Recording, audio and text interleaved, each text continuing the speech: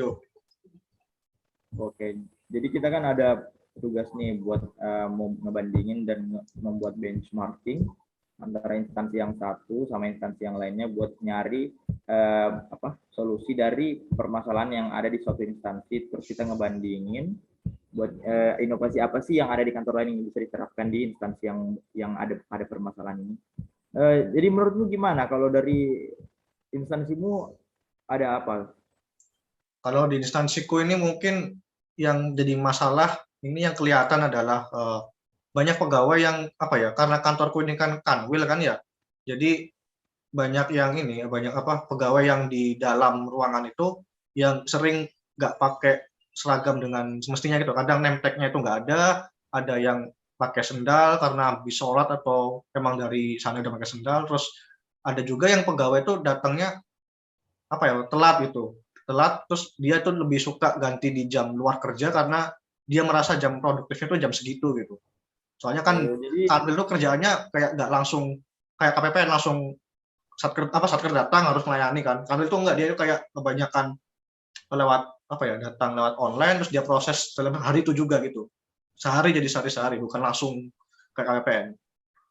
Jadi lebih ke masalah ini ya, kayak kedisiplinan dan kepatuhan internal gitu ya, kepatuhan internal gitu ya.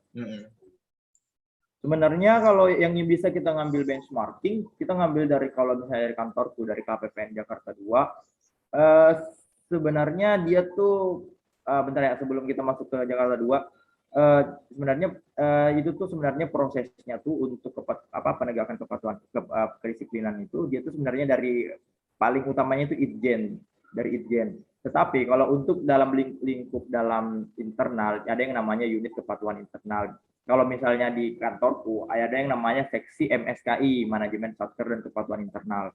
Nah, jadi dia tuh ada yang bertugas buat melakukan pengawasan terhadap hal-hal itu. Nah, jadi tapi sebenarnya yang paling utama lini yang paling depan tuh sebenarnya tergantung dari pimpinannya atau kepala kantornya. Jadi yang paling berperan sebenarnya dari sebelum unit kepatuhan internal itu kepala kantornya sebenarnya. Jadi entah dia menegur atau membuat kebijakan harus tegas dari atasannya dulu.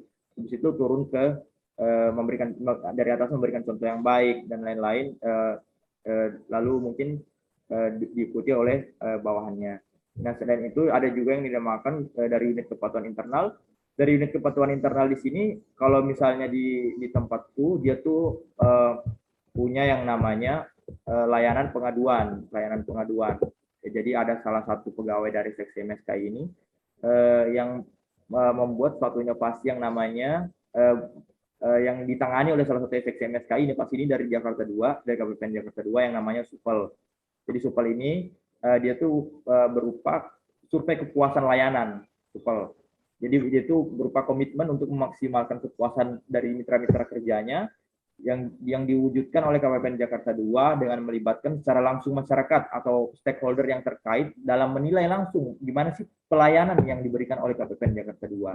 Nah, dari hasil nanti itu akan direkap berupa laporan oleh pegawai dari seksi MSKI berupa hasil laporan pemantauan pengaduan masyarakat, sehingga dapat langsung diketahui bagian mana sih yang kurang disiplin, bagian mana sih yang kurang tegak dari kepatuhan internalnya. Jadi selain dari tadi kesimpulannya dari yang pertama itu kalau dari KPPN Jakarta 2 yang pertama ada dari atasannya langsung, dari penegakan langsung oleh atasan dalam hal memberikan peringatan yang secara tegas dan serta memberikan keteladanan. Jadi dia memberikan contoh kepada bawahannya. Yang kedua, dari layanan pengaduan masyarakat juga bisa yang dikelola oleh pegawai dari seksi manajemen satker dan kepatuhan internal tadi. Jadi kalau misalnya di Jakarta 2, menurut saya yang dapat diterapkan itu adalah salah satu inovasi SUPEL. Jadi survei kepuasan layanan. Jadi misal salah satu contohnya, ketika stakeholder udah datang, jadi masyarakat sudah datang untuk memberikan pelayanan di ini, atau siapapun yang mempunyai kepentingan di suatu instansi, suatu instansi, tetapi ketika dia untuk mendapatkan suatu pelayanan tersebut dia belum, pegawainya belum siap, padahal itu sudah termasuk pada sudah memasuki pada saat jam pelayanan, berarti dia tidak memberikan pelayanan yang baik kan, seperti itu.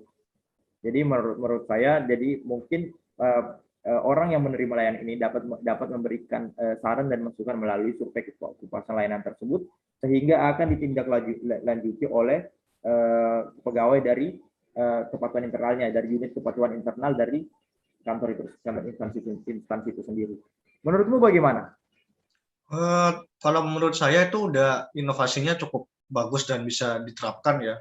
Cuman mungkin nanti kalau dalam kasus kantor saya ketika diterapkan itu memang mungkin cukup efektif. Namun kan sekarang ini kayak masih pandemi gitu kan. Jadi apa-apa serba online, layanannya online. Jadi tuh di tempat saya tuh ini mungkin masih pola pikir beberapa pegawai yang satu bidang ya, itu bidang itu mereka kayak nggak ketemu satker atau stakeholder sama sekali kan, layanannya online kan. Jadi mereka tuh kayak mungkin sekarang tuh kayak kalau satu orang mungkin kurang disiplin dalam berpakaian, ya yang lainnya juga ikut memaklumi gitu. Jadi nggak ada laporan yang mungkin masuk ke pengaduan tadi sih menurut saya. Oh iya ya, jadi lebih ke nggak ada yang masuk ke pengaduan itu ya. Jadi kita membahasnya ini dari dalam hal kondisi pandemi ya. Berarti yang berperan itu dari kepatuhan internal itu sendiri, dari penegakan atasannya langsung. Ya, mungkin yang bisa berperan ya. Jadi mungkin kembali lagi ke atasannya ya. Kalau atasannya iya. memaklumi, jadi emang ikut semua memaklumi juga.